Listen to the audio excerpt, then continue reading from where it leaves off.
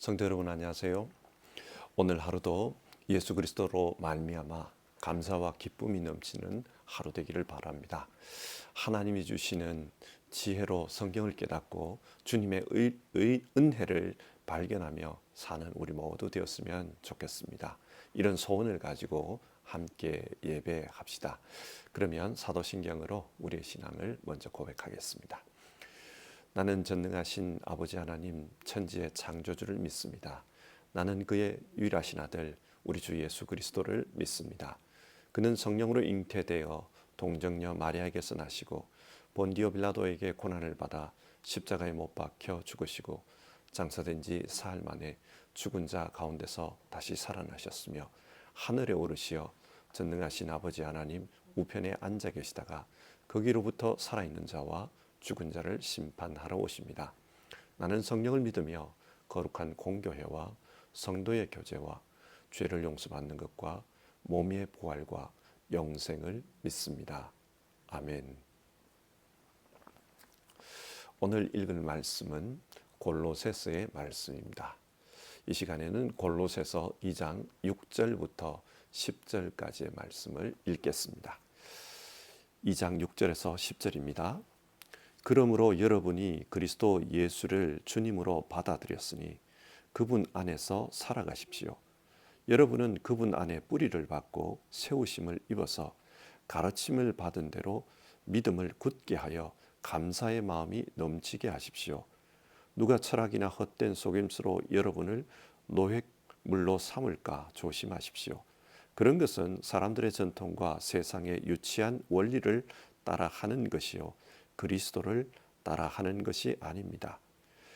그리스도 안에 온갖 충만한 신성이 몸이 되어 머물고 계십니다. 여러분도 그분 안에서 충만함을 받았습니다. 그리스도는 모든 통치와 권세의 머리이십니다. 아멘.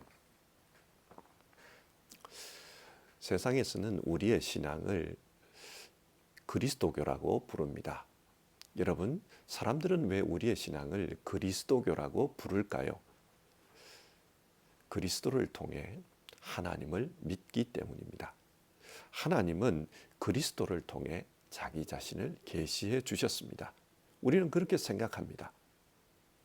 그렇다면 바른 그리스도인으로 살기 위해서는 그리스도가 어떤 분인지를 잘 알아야 합니다. 그렇지 않겠습니까? 그리스도를 모르면 하나님이 어떤 분인지를 모릅니다. 하나님이 어떤 분인지를 모르면 하나님을 믿을 수 없습니다.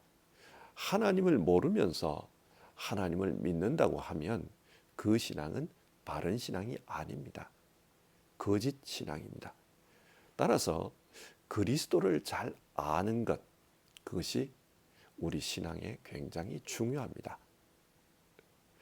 오늘은 골로새서의 말씀을 읽게 되는데요. 이 골로새서는 그리스도 중심의 신앙을 주장합니다.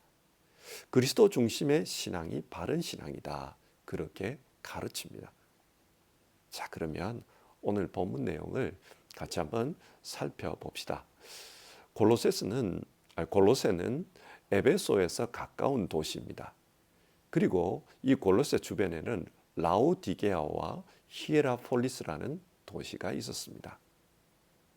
사도행전을 보면 바울이 에베소에서 두란노 학당을 열고 거기서 복음을 가르쳤다는 이야기가 나옵니다.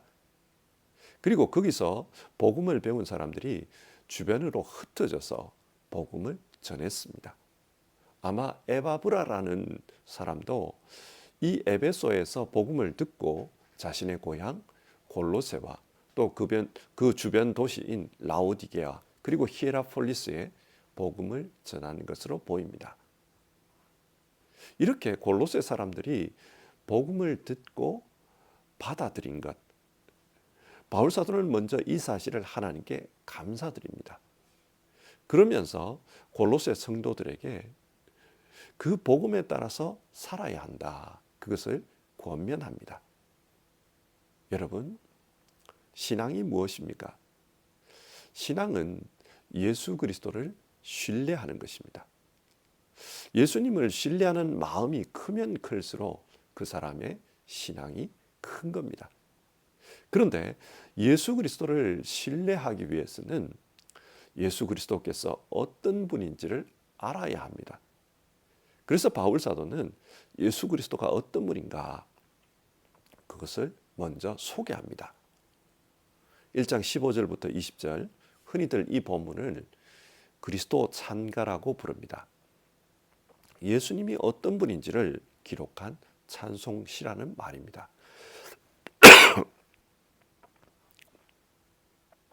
그리스도께서 어떤 분이십니까?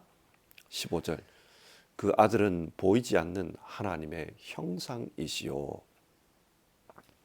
사람들은 하나님을 볼 수 없습니다. 그래서 하나님을 온전하게 알지 못합니다. 하나님을 온전하게 알지 못하니까 우상을 만들어 놓고 하나님이라고 생각합니다. 그런데 하나님께서 자기 자신을 인간에게 계시해 주셨습니다. 어떻게 계시하십니까? 인간이 알 수 있도록 인간의 모습으로 자기 자신을 계시해 주셨습니다. 그분이 바로 예수 그리스도입니다. 성경이 말하는 하나님의 형상이라는 말의 뜻이 이런 것입니다. 예수 그리스도를 보니까 하나님이 어떤 분인지를 알겠다. 그게 하나님의 형상이라는 말입니다. 왜 예수 그리스도를 보니까 하나님을 알 수 있습니까? 2장 9절 말씀인데요. 그리스도 안에 온갖 충만한 신성이 몸이 되어 머물고 계십니다. 예수님 안에 하나님의 신성이 충만하게 머물고 있습니다. 그래서 예수 그리스도를 통해 하나님이 어떤 분인지가 우리에게 드러나는 것입니다. 그리스도는 하나님이 어떤 분인지를 우리에게 알려주는 하나님의 계시입니다. 또 그리스도가 어떤 분입니까? 1장 15절, 모든 피조물보다 먼저 나신 분이십니다. 어떤 피조물도 있기 전에 그때 이미 예수 그리스도는 계셨다는 겁니다. 물론 육신을 입고 이 땅에 태어나신 것은 지금으로부터 약 2000년 전이지만 그리스도께서는 육신을 입고 이 땅에 오시기 전에 이미 존재했다는 말입니다. 요한복음 1장 1절, 태초에 말씀이 계시니라. 그리스도는 태초부터 말씀이신 하나님으로서 존재하고 계셨습니다. 그러면 그 하나님께서 태초에 무슨 일을 하셨습니까? 16절, 만물이 그분 안에서 창조되었습니다. 그리스도께서는 이 땅에 존재하는 모든 만물을 태초에 창조하셨습니다. 하나님은 예수 그리스도를 통해 모든 만물을 창조하셨습니다. 그리고 17절, 만물은 그분 안에서 존속합니다. 그리스도는 만물을 유지시키고 운행하시는 이 땅의 주권자이십니다. 그런 그리스도께서 우리를 구원하는 일을 해주셨습니다. 20절인데요. 그분의 십자가의 피로 평화를 이루셔서 자기와 기꺼이 화해시켰습니다. 예수 그리스도는 십자가의 피로 하나님과 우리 사이에 막혀있는 죄의 담을 허무셨습니다. 그래서 하나님과 화해가 되었습니다. 죄 때문에 인간은 하나님 앞에 나아갈 수가 없었는데 예수님으로 말미암아 하나님 앞에 나아갈 수 있게 되었습니다. 화해가 이루어진 것입니다. 이것을 다르게는 구원이라고 표현할 수 있습니다. 예수님께서 우리를 구원해 주셨습니다. 그리고 이 구원을 세상에 전하기 위해서 그리스도께서는 교회를 세우십니다. 그리고 그 교회의 머리가 되셨습니다. 그리스도께서는 이 교회를 통해 하나님의 구원 역사를 세상에 전하기를 원하셨습니다. 자, 이상의 이 찬송시를 보면 그리스도가 어떤 분이라고 합니까? 그리스도는 천지의 창조자이십니다. 천지의 주권자이십니다. 그런데 이 세상이 죄 가운데 빠져버렸습니다. 그 이유는 피조물의 대표인 인간이 죄를 지었기 때문입니다. 그래서 그리스도께서는 이 세상을 구원하기 위해서 이 땅에 오셨습니다. 그리고 십자가의 죽으심으로 죄 문제를 해결하셨습니다. 자, 보십시오. 그리스도는 하나님의 계시라고 했습니다. 그렇다면 이 그리스도를 통해 나타난 하나님은 어떤 분입니까? 우리를 위해 자기를 죽이시는 분입니다. 그래서 자기 생명을 우리에게 내어주신 분입니다. 바울은 이 예수 그리스도를 통해 하나님이 어떤 분인지를 알게 되었습니다. 하나님께서 우리를 위해 자기 자신을 내어주셨구나. 그래서 바울은 이 복음을 전하기 위해 자기의 모든 것을 바칩니다. 이 예수 그리스도께로 나아가면 우리가 구원을 받을 수 있다. 그 복음을 전하는 겁니다. 바울은 이 예수님을 하나님의 비밀이라고 표현합니다. 하나님의 그 비밀이 지금까지는 알 수 없는 것이었는데 예수 그리스도로 말미암아 이 세상에 드러났다. 그래서 2장 3절 모든 지혜와 지식의 보화가 예수님 안에 감추어져 있다고 말합니다. 예수 그리스도가 얼마나 대단한 분인지를 알게 되면 이분을 전하지 않을 수 없다는 겁니다. 그래서 자신은 고난을 당하지만 그래도 예수 그리스도를 전하는 사람으로 살아가고 있다. 그렇게 말합니다. 그래서 골로새 교인들에게 이런 권면의 말을 합니다. 2장 6절 여러분이 그리스도 예수를 주님으로 받아들였으니 그분 안에서 살아가십시오. 이 예수님 안에 구원이 있다는 것을 믿고 예수님을 주님으로 받아들였으면 그분 안에서 살라는 것입니다. 신앙은 단지 아는 것으로 끝나면 안 됩니다. 만약 신앙이 지식으로 끝나버리면 그 신앙은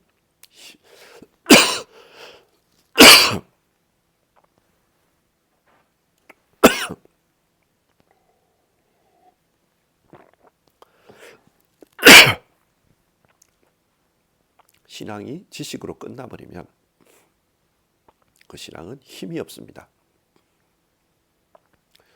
이 세상에 성경을 아는 사람이 얼마나 많습니까? 성경 전문가들도 많습니다. 그러나 성경을 안다고 해서 모든 사람이 예수 그리스도를 믿는 것은 아닙니다. 믿지 않는 사람도 많습니다. 무슨 말입니까? 신앙은 지식이 아닙니다. 지식을 넘어서서 삶으로 이어지는 것이 중요합니다. 그래야 참된 신앙이 됩니다. 그렇기 때문에 바울 사도는 성도들에게 예수 그리스도를 알고 그 이후에는 예수 그리스도 안에서 살아라 그렇게 말합니다.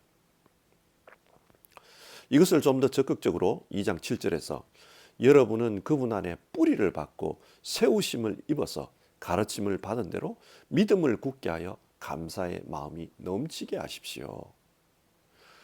가르침을 받은 대로 뿌리를 박으라고 합니다. 어디에? 예수님 안에. 그리고 예수님 안에 세움을 입으라고 합니다. 마치 집을 세울 때 땅을 파고 거기에 기초공사를 한 다음에 집을 세우지 않습니까? 기초공사를 하면서 땅에다 뿌리를 박는 것처럼 자기 인생을 그렇게 예수님께 박으라는 겁니다. 그리고 거기에서 자기 인생의 집을 세워가라고 합니다. 이렇게 하면 예수 그리스도 안에 있는 하나님의 온갖 충만한 그 신성들이 우리에게도 온다는 겁니다. 우리에게 그리스도부터 온갖 그 충만함이 주어진다. 그렇게 말합니다. 하나님의 충만함이 어떤 것입니까? 하나님은 생명을 창조하셨습니다. 따라서 예수 그리스도 안에 있는 사람은 비록 육신의 생명이 죽는다 할지라도 하나님이 주시는 생명, 영원한 생명으로 살게 됩니다. 하나님의 충만함이 우리에게 주어지는 것입니다. 인간은 연약합니다. 그래서 그 연약함 때문에 이 세상을 살며 방황하기도 합니다. 그러나 하나님의 충만함은 우리에게 힘을 줍니다. 다윗의 고백을 보십시오. 나의 힘이 되신 여호와여. 다윗은 하나님을 자기의 힘이라고 부릅니다. 하나님께서 이런 힘을 주시면 우리의 모든 문제를 이길 수 있습니다. 방황하는 우리의 인생이 고침을 받게 됩니다. 근데 여러분, 바울 사도가 왜 이런 말을 하는 것일까요? 그 당시 골로새 교회 안에 잘못된 가르침들이 들어와 있었기 때문입니다. 이 골로새라는 도시는 양털을 가공해서 모직물을 짜고 그것을 사고 파는 무역 도시였습니다. 무역 도시다 보니까 외부인들이 많이 드나들었겠지요. 그러다 보니 세상에 여러 가지 사상, 철학, 종교 이런 것들이 들어왔습니다. 그래서 어떤 사람들은 그리스 철학의 영향을 받아서 기독교 신앙은 이성적이지 않다. 어떻게 이성적이지 않는 것을 믿을 수 있는가? 그렇게 생각합니다. 그런 가운데 신앙을 떠나는 이들이 생겨난 거예요. 오늘날도 그렇지 않습니까? 세상 지식을 배우다 보니까 기독교는 믿을 게 못 되구나. 그리고 신앙을 거부하는 이들이 있습니다. 또 어떤 이들은 유대 율법을 따라 살아야 한다. 그것이 오리지널 기독교다. 그런 식으로 생각했습니다. 그러면서 유대주의에 빠져버렸습니다. 또 다른 사람들은 금욕주의에 빠져서 진짜 경건하게 살고자 하면 인간의 욕망을 절제해야 한다. 금욕해야 한다. 그런 식으로 생각하면서 신앙이 아니라 금욕으로 가버렸다는 거예요. 또 어떤 사람들은 천사를 숭배하고 그 천사를 통해서 하나님 앞에 나아가려고 했습니다. 별의별 사람들이 다 있었던 겁니다. 이런 상황에서 바울 사도는 참된 신앙은 오직 예수 그리스도에게 뿌리를 두는 것이다. 그러니 여러분들은 예수를 알고 그 예수 그리스도의 뿌리를 박아 사십시오. 그분을 본받아 사십시오. 그것이 바른 신앙입니다. 골로새서는 그렇게 권면하고 있습니다. 3장 1절과 2절을 보면요. 그러므로 여러분이 그리스도와 함께 살려주심을 받았으면 위에 있는 것들을 추구하십시오. 거기에는 그리스도께서 하나님의 오른쪽에 앉아 계십니다. 여러분은 땅에 있는 것들을 생각하지 말고 위에 있는 것들을 생각하십시오. 세상적인 지식, 세상적인 철학, 세상적인 종교가 아니라 하나님 우편에 계시는 그 예수 그리스도의 지식, 예수 그리스도를 따르는 그런 삶을 살라 그렇게 말합니다. 그리고 예수 그리스도를 따라 사는 것이 어떤 것인지를 구체적으로 3장과 4장에서 아주 자세하게 나열하고 있습니다. 하나님과 우리의 관계를 이 세상 사람들과의 관계도 적용을 해서 그래서 사랑하며 사는 겁니다. 신앙 공동체 안에서 서로 기도하고 또 서로 기도해주고 또 서로 감사해주고 서로 친절하게 대하면서 그렇게 사는 것입니다. 자, 이상의 말씀을 한번 정리해 보십시다. 신학에서는 신앙을 이렇게 정리합니다. 세 단어인데요. 아는 것, 동의하는 것, 신뢰하는 것. 신앙이 뭐냐? 신앙은 하나님을 아는 것에서 출발합니다. 우리는 예수 그리스도를 통해 하나님을 알아야 합니다. 그 예수님은 이 세상의 창조자이시고 이 세상의 주권자이시고 또 이 세상을 구원하러 오신 구원자이십니다. 하나님은 이 예수 그리스도 안에서 자신의 신성이 충만하게 거하게 하셨습니다. 쉽게 말해서 하나님은 예수 그리스도 안에 계셨습니다. 그러므로 우리가 이 예수님을 알면 하나님을 알 수 있습니다. 아는 것에서 그치면 안 됩니다. 이 예수님을 믿고 신뢰하면서 살아야 합니다. 삶으로 사는 것이 중요합니다. 그리고 예수님을 신뢰하며 산다는 것은 우리의 삶을 이 예수님께 뿌리박고 사는 겁니다. 나무가 흙에 뿌리를 박아야 살 수 있지 다른 데 뿌리 박으면 안 되지 않습니까? 그처럼 우리도 예수님께 뿌리 박아야 살 수 있습니다. 가끔 태풍에 쓰러진 나무를 보기도 합니다. 그런 나무들을 보면 나무의 키는 아주 큰데 뿌리가 깊지를 못합니다. 그러니까 바람이 불자 넘어진 겁니다. 그렇게 넘어져 있다 보면 결국에는 죽고 맙니다. 마찬가지입니다. 우리는 예수님께 뿌리를 박아야 살 수 있습니다. 그리고 우리의 뿌리가 얕으면 안 됩니다. 깊이 뿌리 박아야 합니다. 그래야 세상의 유혹과 시험이 몰려와도 넘어지지 않고 살아갈 수 있습니다. 예수님께 뿌리 박고 산다는 게 어떤 겁니까? 예수님의 가르침을 따라 사는 것입니다. 예수님이 원하시는 그런 삶을 살아가는 겁니다. 근데 여러분, 오늘날 사람들은 무엇을 따라 살아갑니까? 무엇이 인생의 기준입니까? 현대인들은 돈을 좋아합니다. 돈을 하나님처럼 섬기는 이들이 있습니다. 그래서 돈의 논리를 따라 살아갑니다. 현대인들은 심적으로 굉장히 메말라 있습니다. 삶이 무료합니다.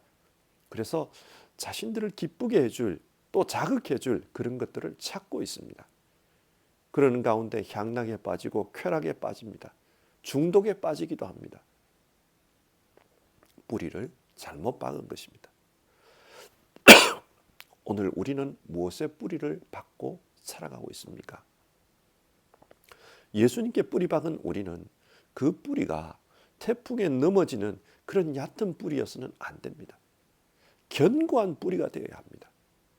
오늘 우리 신앙을 돌아보면서 하루를 시작해 봅시다. 그리고 예수님께 깊이 뿌리 박고 살겠다. 나의 삶은 예수님을 따라가는 그런 삶으로 살아가겠다. 그것을 기도하면서 하루를 시작해 봅시다. 같이 기도하겠습니다. 하나님, 오늘은 골로새서의 말씀을 통해 예수 그리스도에게 뿌리 박은 신앙인이 되어야 한다. 그렇게 말씀을 나누었습니다. 뿌리가 약한 나무가 쓰러지듯이 예수님을 믿는 그 믿음이 얕고 약하면 세상의 유혹, 마귀의 공격 앞에 쓰러질 수밖에 없습니다. 오늘 말씀을 기억하며 정말 예수 중심의 신앙 가지고 살게 하옵소서. 정말 우리 신앙의 뿌리를 깊이 예수님께 박게 하옵소서. 그래서 예수님 따라 사는 신앙, 예수님 따라 살아가는 우리 될 수 있도록 주여 은혜를 주시옵소서. 예수님을 더 깊이 알아갈 수 있도록 우리에게 지혜를 주시옵소서. 그리고 위의 것을 생각하며 살 수 있도록 주님 우리의 마음을 주장해 주시옵소서. 우리의 의지가 주 예수님을 따라 살게 하옵소서. 그래서 우리의 삶이 날마다 예수님을 닮은 사람으로 변화될 수 있도록 도와주시옵소서. 예수님 이름으로 기도드립니다. 아멘. 오늘 하루도 예수 따라 사는 우리 모두 되기를 바랍니다. 그러면 주님 가르쳐 주신 기도로 아침 예배를 마치겠습니다. 하늘에 계신 우리 아버지, 아버지의 이름을 거룩하게 하시며 아버지의 나라가 오게 하시며 아버지의 뜻이 하늘에서와 같이 땅에서도 이루어지게 하소서. 오늘 우리에게 일용할 양식을 주시고 우리가 우리에게 잘못한 사람을 용서하여 준 것 같이 우리 죄를 용서하여 주시고 우리를 시험에 빠지지 않게 하시고 악에서 구하소서. 나라와 권능과 영광이 영원히 아버지의 것입니다. 아멘.